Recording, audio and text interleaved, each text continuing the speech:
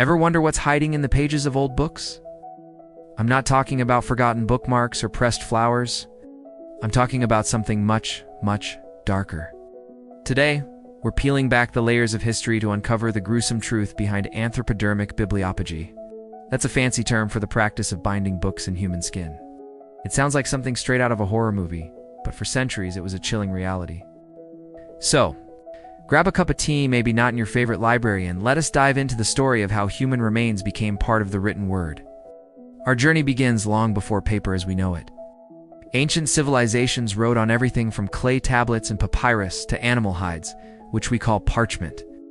Parchment, made from the processed skin of animals like sheep, goats, and calves, was durable, smooth, and became the standard for important documents for over 1,000 years. It was a laborious process, cleaning, stretching, and scraping the skin until it was thin enough to write on. This established a long-standing connection between skin and text. So, when the idea of using human skin came about, it wasn't a giant leap in technology, but a deeply disturbing leap in ideology. So why would anyone bind a book in human skin?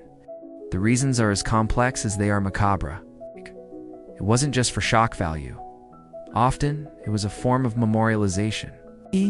Anatomical textbooks from the 17th to 19th centuries were sometimes bound in the skin of dissected cadavers, often unclaimed bodies from prisons or poorhouses.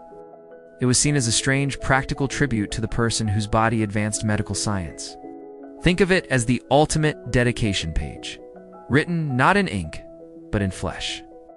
These books were meant for doctors and students, a tangible reminder of the human element at the heart of their studies.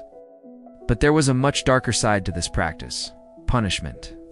The skin of executed criminals was used to bind their own confessions or court records. Picture this: a book detailing a person's crimes wrapped in the very skin of the person who committed them. It was the ultimate post-mortem justice, a permanent warning to others. One of the most infamous examples is the case of William Corder, who was executed for murder in 1828. A book detailing his trial and execution was bound in his tanned skin. This practice turned the criminal's body into a symbol of their deeds, a gruesome artifact that served as both a trophy and a deterrent for generations to come. How can we even be sure a book is bound in human skin and not just old leather? For a long time, it was all based on legends, inscriptions, or just morbid guesswork. A note tucked inside a cover might claim it's human, but looks can be deceiving. Pig, goat, and sheep leather can look remarkably similar to human skin after centuries of aging. But today, we have science. A technique called peptide mass fingerprinting allows researchers to analyze microscopic samples of the book binding. By identifying the specific proteins in the collagen, they can definitively determine the species of origin. Is it a sheep, a cow, or is it, as the legends say, human? This scientific method has led to a fascinating project called the Anthropodermic Book Project. A team of scientists and librarians are systematically testing books that are rumored to be bound in human skin, and the results are surprising. They've discovered that many of the most famous skin books are actually fakes, bound in common animal leather. The legends were more powerful than the reality. However, they have also confirmed dozens of genuine cases, solidifying their place in history. Each confirmed book tells a unique, often tragic story of the person whose skin it is.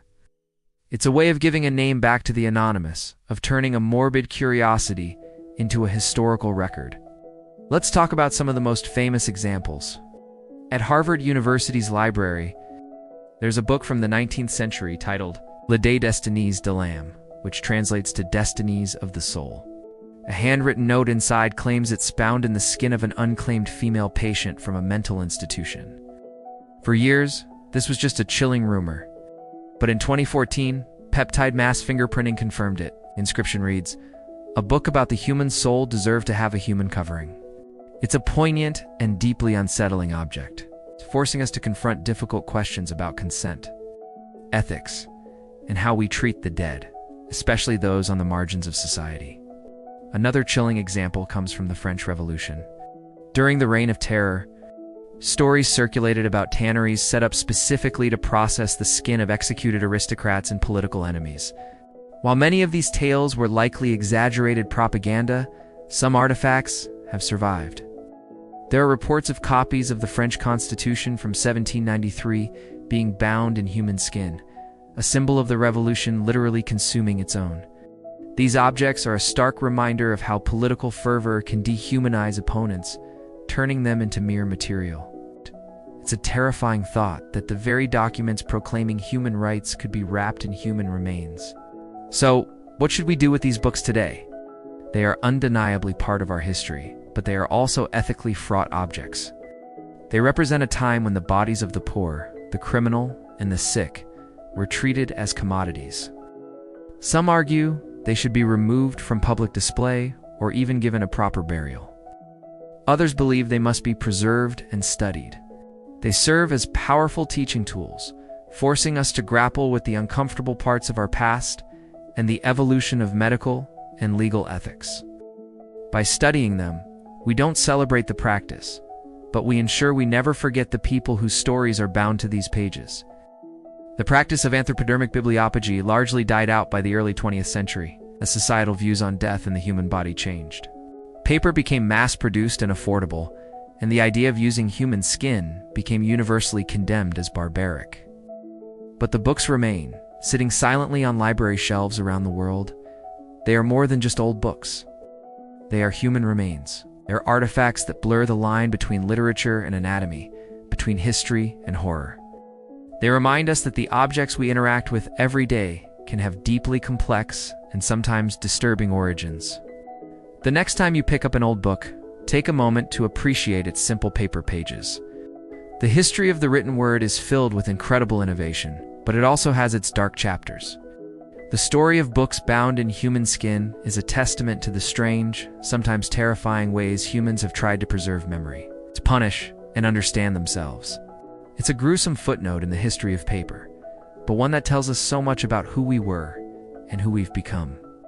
Thanks for joining me on this unsettling journey into the archives. If you found this interesting, don't forget to like, subscribe, and hit the notification bell for more deep dives into the hidden corners of history. See you next time.